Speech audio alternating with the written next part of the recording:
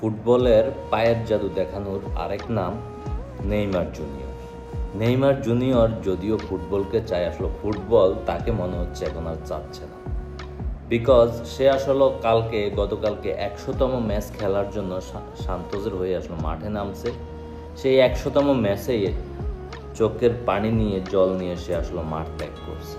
তার পুরানো সেই ইনজুরি, সেই 2014 সালে পাওয়া সেই ইনজুরিতে এখন পর্যন্ত সে আসলে ভুগতেছে।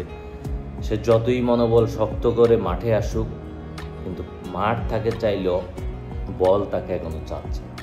তার ইনজুরির কারণে আসলে সে মাঠেও ঠিকঠাক মতো ফিরতে পারছে না। সে মাঠ থেকে আসলে এমনভাবে বিদায় নিতে হচ্ছে। 34 মিনিট খেলে গত ম্যাচটাতে সে চলে গেছে। মাঠ যদিও ফুটবল তাকে চায়, ফুটবলকে সে চায়, কিন্তু ফুটবল তাকে চায় না, এরকম একটা অবস্থা হয়ে গেছে। আসলে এখন তার দর্শকেরা, তার আসলে ফ্যানরা, ভক্তরা আসলে এখন বলতেছে এইভাবে আর কত নেইমি, তুমি এভাবে আর কত খেলবে? এভাবে পায়ের জোর না থাকলেও মনের জোর দিয়ে আসলে আর কত তুমি খেলবে? সে আসলে এত পরিমাণ চেষ্টা করে যাচ্ছে যে মাঠে আসলো ফেরার জন্য, ভালোভাবে ফেরার জন্য। 2টা ম্যাচ খেললো, আবারও সে ইনজুরিতে পড়ে গেল। তবে জানা গেছে ইনজুরিটা বড়তর গুরুতর আসলো ইনজুরি নয়, এটা আগের ব্যথাই আসলো তার উঠছে। এখন সে ব্যথাটা অনুভব করছে। এটা হয়তোবা পরীক্ষা নিরীক্ষা করে 2-4 সপ্তাহের মধ্যে হয়তোবা এটা ঠিক হয়ে যাবে। কিন্তু আসলে নেইমারের এই কষ্ট, যাকে আসলে ফুটবল চায় কিন্তু ইনজুরি তাকে ছাড়তেছে না, ঠিক আছে?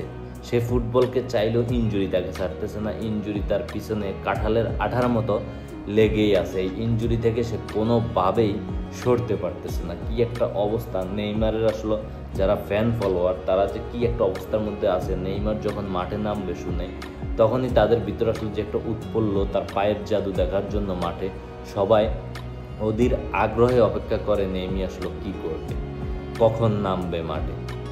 সেই জাদু আসলে আর কতদিন দেখা হবে নেইমার ভক্তরা এখনও জানে না। নেইমার বলছে তখনই সে খেলা ছাড়বে যখন এই খেলার প্রতি তার আসলে আর ভালোবাসা আসবে না, তার উৎসাহ আসবে না, তখনই সে এই খেলা থেকে অবসর নেবে। যতদিন তার এই খেলার প্রতি ভালোবাসা, উৎসাহ আছে, ততদিন সে আসলে এই খেলা চালিয়ে যাবে। সে কতটা মনের জোর হলে এই কথা বলছে। তার শরীর যদিও না চায়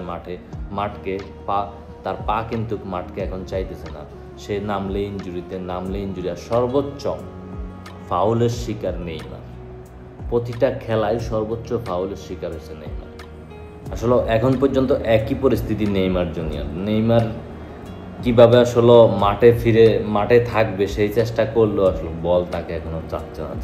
যা পরিবেশ পরিস্থিতি আসলে বোঝা যাচ্ছে। যাই হোক, আমরা নেইমার ফ্যান হিসাবে, নেইমার ভক্ত হিসেবে আমরা তার জন্য শুভকামনা জানাই। সে ভালোভাবে ফিরে আসুক।